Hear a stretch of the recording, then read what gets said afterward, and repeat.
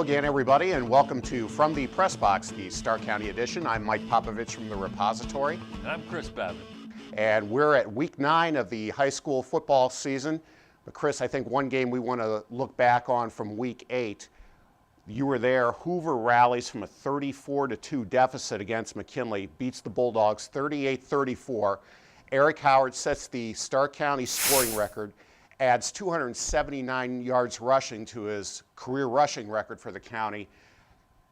As stunning as of a loss that must have been for McKinley, it sounded like the Hoover players were as equally stunned that they were able to come back. How did they do it? I think everybody was stunned in the stadium. I mean, it was a phenomenal comeback win, and it started with Howard, who you mentioned is just racking up the totals, becoming the career scoring leader, and he's now over 5,500 yards.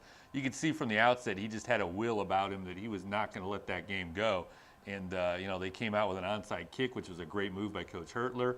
The Vikings recovered it, Roman Massillon, and that was kind of the play of the game, really. It just got it in motion. And early on in that third quarter, you kind of sensed if this could happen, it could happen this night. You could see that McKinley started to have, little doubts, the way they were already kind of playing the clock, and you could see Hoover was fired up. And it really was a big night for the Vikings because you had GlenOak losing over at Boardman, so it put a three-way tie for the league first place with GlenOak, Boardman, and Hoover. So that GlenOak Hoover game is huge this week now. As you mentioned, Hoover will play at GlenOak. A big game for both teams, both in the Federal League and in the playoff race. Hoover can control its own destiny if it wins out there in the playoffs. But both teams probably have to have this game to have a good chance of making it. Well, because if you look ahead to week 10, each team is playing a team that's not going to give them much playoff points. Jackson right now is sitting winless. Perry has 3 wins, and that's who GlenOak plays. Jackson is who Hoover plays. So the winner of this game is going to pick up a lot of points, and they're going to need those points. And the loser could be on the outside looking in when it comes to week 11. And aside from the playoffs, obviously the winner is in control of its fate for winning the Federal League title, which is a big deal to both teams as well. So a lot on the line this week, and it's going to be interesting to see the emotions of each team. Hoover, after that big win, trying to get it back up now for an even bigger game, and GlenOak having to bounce back from a tough road loss. Some of the other top individual performances during week 8. Rob Partridge shows 5 touchdown passes in Massillon's win over Warren Harding. The Tigers snap a 2-game losing streak.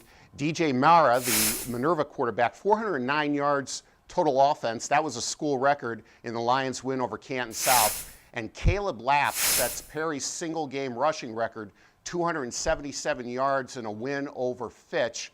And the neat thing about that was Caleb broke his father Tim's record in that game. Yeah, Caleb, it's been a tough season for all the Panthers, so it's good to see Caleb get that record, and obviously a lot of meaning in that household. And his father, a Stark County Hall of Famer during his career in the late 60s.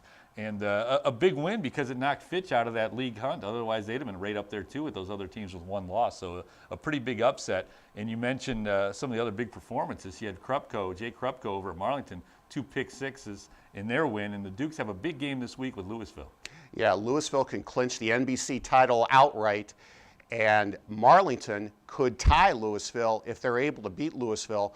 You talk about Jay Krupko's 2 interception returns for touchdowns.